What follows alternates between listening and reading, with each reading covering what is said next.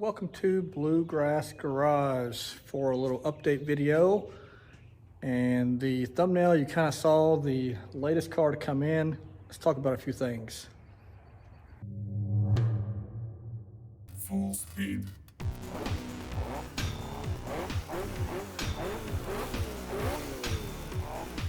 Burnout. It's been a long winter and we're not out of the crazy yet. Not sure if you know, Kentucky had a lot of flooding, and I'll show some pictures up here of some of the flooding we had in the area. But let's talk about some cool stuff. A couple things are happening. The Firebird still isn't gone. One thing changed, as you can see, is we ended up deciding to paint the firewall and engine compartment black instead of the body color. Looks a lot better. The owner of that still trying to come get it, taking a while, long story. But in the meantime, both Mustangs were sold, and it ended up picking up this, which is a 1968 Chevy C10. Looks pretty rough, got it for a pretty good price, but it's good and solid underneath, frame, floors, and all that. Could be a really, really nice project, and it will be for someone. It may be leaving tomorrow, but as you can see by the sign, our blood bleeds blue. Try saying that 3 times fast. And even though this is a super cool truck and it'd be great fixed up, and I would have loved to have done so, and obviously the Firebird's super cool, we put a lot of work into it. Let's talk about what this video is about. This 1995 F-150 Lightning. Just picked it up. Like I said, I sold the 2 Mustangs, just in anticipation of finding something that I really, really wanted.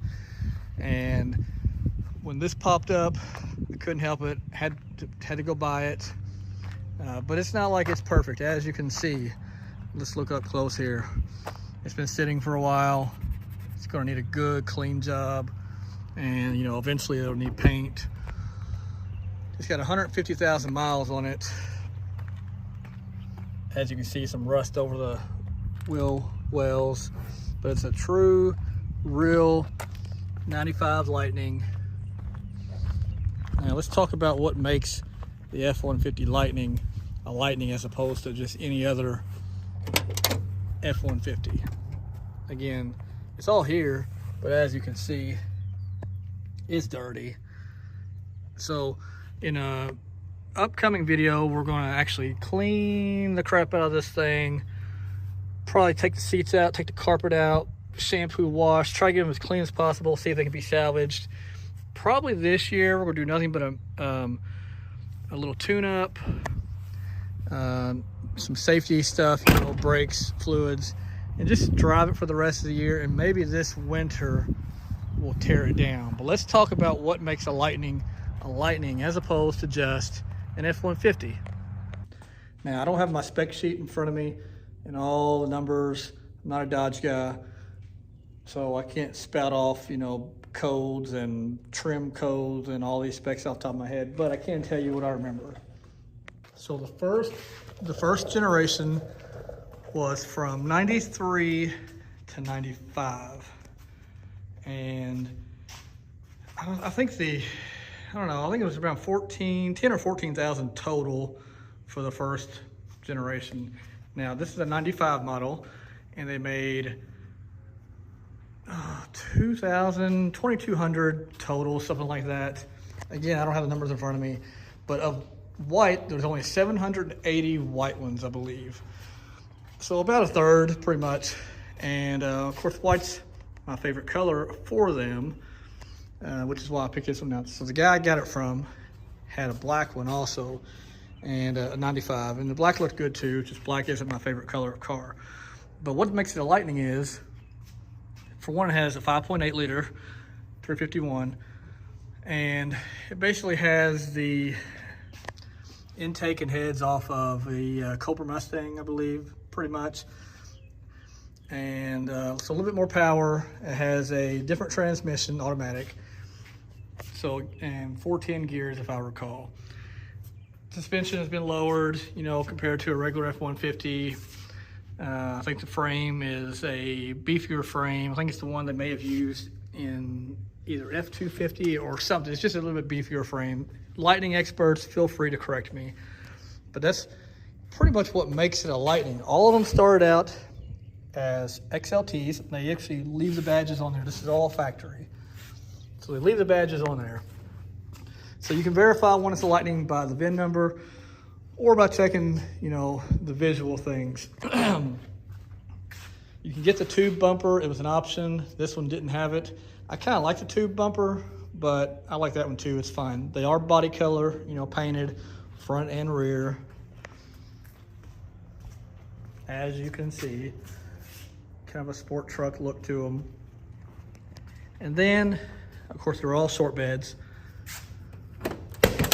Interior wise, it's pretty much an XLT interior. Again, really nothing special just by looking at it, other than they do have Lightning seats.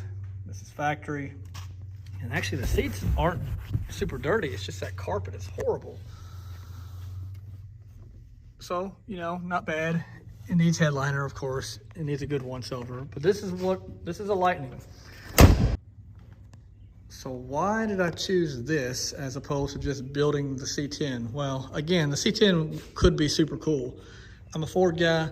I've always wanted a Lightning. It's not like they're super common, the first gens especially. Like I said, they only made 2,200 of them or so in '95. Who knows how many are actually left on the road. So it's not like you see them every day. I think they're cool trucks. I think trucks in general are cool, like most Americans, you know, especially nowadays, trucks are becoming more and more popular. Probably has been that way for a while, but you know, even more so now. Like I said, that C10, I was just at Pigeon Forge Grand Rod Run last week, and you know, there was hundreds and hundreds of cars, and I saw probably 100 C10s of that body style. Saw 0 Lightnings, by the way.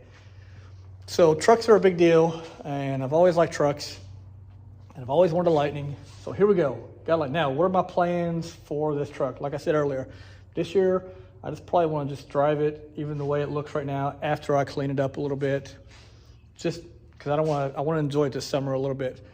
But then this winter, probably tear it down, and of course, you know, paint, fix any problems, see what needs to be done here, see how bad this is. You know, complete paint job, inside and out. Take the bed off. You know, I think the door, driver door hinge is a little loose, so had to put a pin in that. You know, just really do the whole thing here, and see what kind of modifications can be done. Now, I don't know what mods are available for this. Obviously, being just an F-150, sky's probably the limit, but I don't want to take away from the originality look of it. I like the look of it. It could be just a couple inches lower maybe, but I probably will still use this as a truck.